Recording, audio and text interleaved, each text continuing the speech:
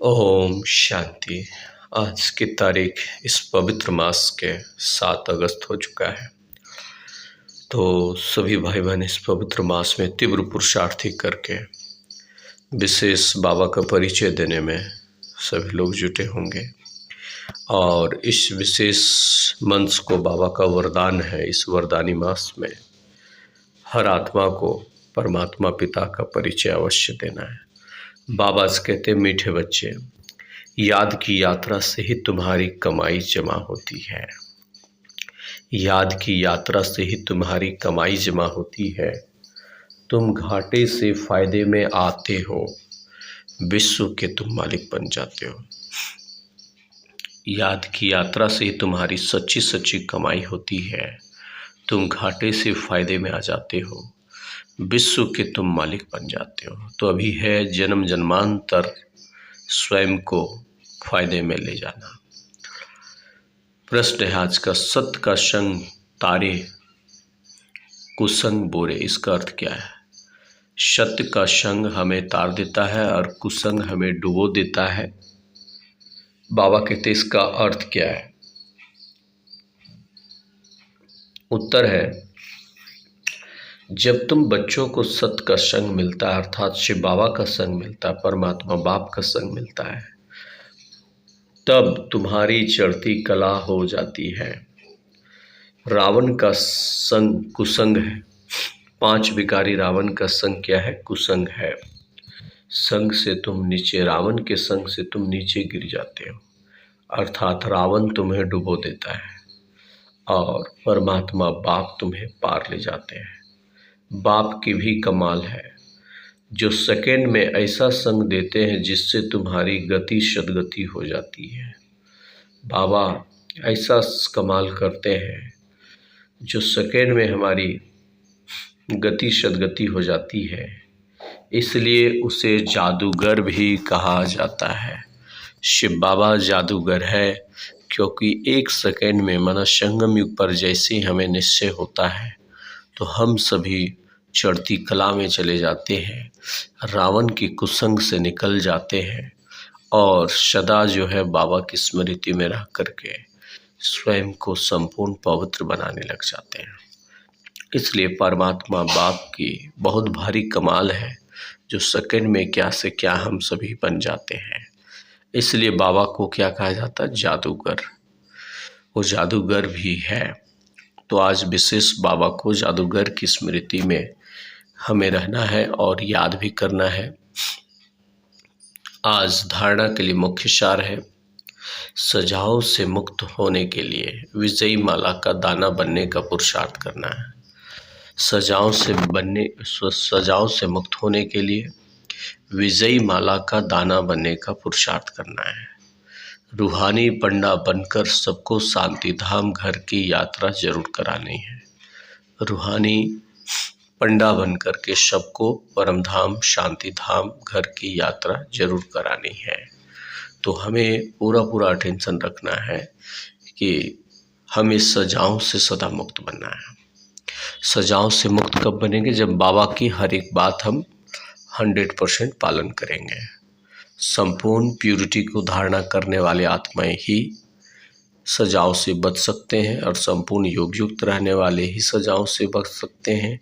बाबा की हर आज्ञाओं को पालन करने वाले सच्चे वफादार फरमानबरदार बच्चे ही सजाओं से बच सकते हैं। तो बाबा बोले सभी को रूहानी पंडा बन करके सभी को घर का रास्ता बताना है। दूसरी पॉइंट है, याद की यात्रा को बढ़ाते बढ़ाते सब पापों से मुक्त हो जाना है। जितना याद में रहेंगे, जितना योग करेंगे, आत्मा का जन्म जन्म का पाप समाप्त हो जाएगा, भस्म हो जाएगा। योग अग्नि से आत्मा को सच्चा सोना अवश्य बनाना है। इसलिए योग में बैठने का बहुत सुंदर प्रैक्टिस करना, अभ्यास करना है। अभी जो एक कंपटीशन होने वाला है पूरे ऑल ओवर इंडिया में सभी बीके भाई बहनों का, उसमें 3 घंटे का लगातार एक रस स्थिति में योग करना, ऐसा आदत, ऐसा संस्कार, ऐसा अभ्यास हमें अवश्य करना है। पहले 3 घंटे का ये कंपटीशन है। तो निश्चित रूप से ऐसे बच्चे भी होंगे जो 3-3 घंटे एक रस अवस्था में बैठ जाते हैं, लेकिन अभी आप कितना घंटा एक रस बैठ सकते हैं? एक स्थिति में बैठ गए, एक जरा सा ना हमारी आँख की पलकें झपके, ना ही कोई भी कर्म इंद्रिया बाएं दाएं ना हो। इसके लिए अभ्यास अभी से करना चाहिए। तो आप सबसे पहले अभी से अभ्यास डालें कि जब भी मेडिटेशन करें पहले आधे घंटे का रखें, फिर 1 घंटे का रखें, फिर 2 घंटे का, फिर 3 घंटे। तब आप उस 3 घंटे तक एक रस अवस्था में पहुंच सकते हैं। थोड़ा डिफ़िकल्ट है, लेकिन जब हम शरीर से डिटैच हो जाते हैं तो डिटैच होने के बाद में जो है 1 घंटे, 2 घंटे, 3 घंटे, 6 घंटे भी बैठ सकते हैं। तो इस अभ्यास, इस स्थिति को बढ़ाने के लिए इतना सुंदर सेशन रखा गया है। तो आप सभी अवश्य इसमें भाग लें। आज सद्गुरु बाबा वरदान दे रहे हैं हमें, हर घड़ी को अंतिम घड़ी समझ करके सदा एवरेडी रहने वाले तीव्र पुरुषार्थी भवो। विस्तार है, अपनी अंतिम घड़ी का कोई भरोसा नहीं है, इसलिए हर घड़ी को अंतिम घड़ी समझते हुए एवरेडी रहो। एवरेडी अर्थात तीव्र पुरुषार्थी बच्चे। ऐसे नहीं सोचो कि अभी तो विनाश होने में कुछ टाइम लगेगा फिर हम तैयार हो जाएंगे, नहीं। हर घड़ी अंतिम घड़ी है, इसलिए सदा निर्मोही बनना है, सदा निर्विकल्प स्थिति में रहना है, सदा निर्व्यर्थ स्थिति में रहना है, व्यर्थ भी नहीं। तब कहेंगे सदा एवरेडी रहने वाले बच्चे। तब कहेंगे सदा एवरेडी रहने वाले बच्चे। कोई भी कार्य कर रहे हो, कोई भी कार्य कर रहे हो, लेकिन अपनी स्थिति सदा उपराम हो। जो होगा वो अच्छा होगा। कितना सुंदर बाबा शिक्षा दिए। अपनी स्थिति, कोई भी कर्म कर रहे हो लेकिन उपराम रहो। अपनी स्थिति बहुत सदा उपराम रखना है। और क्या संकल्प करना है? जो होगा वो अच्छा होगा, अच्छे से अच्छा होगा। बाबा बैठे हुए हैं, बाबा करण करावनहार है। संपूर्ण निश्चय बुद्धि होकर के बैठना है। तो बाबा बोले हर घड़ी को अंतिम घड़ी समझना है, कभी भी हमारा अंतिम घड़ी आ सकता है। इसलिए बाबा बोले सदा एवरेडी रहो, निरंतर पुरुषार्थी बन करके रहना है। कभी भी सृष्टि का विनाश आ सकता है और हमारा शरीर कभी भी छूट सकता है। और चारों तरफ आप देख भी रहे हैं कितना तीव्र गति से विनाश हो रहा है। तो ये भी ध्यान रखना है बुद्धि में सदा। आज का स्लोगन, अपने हाथ में लौ उठाना भी क्या है?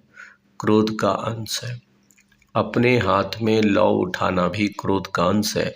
इसका अर्थ क्या हुआ? जो बाबा हमें लौ दिए हैं, जो नियम दिए, जो मर्यादा दिए हैं, उसको हम कहेंगे अपने हाथ में लौ उठा लिए, मतलब हमें जो समझ में आ रहा वो करेंगे। या अपने हाथ में लौ उठाना, अपनी बातों को जिद सिद्ध से मनवाना, या उस बातों पर अपने आप को अडिग कर देना। ओम शांति। ओम शांति।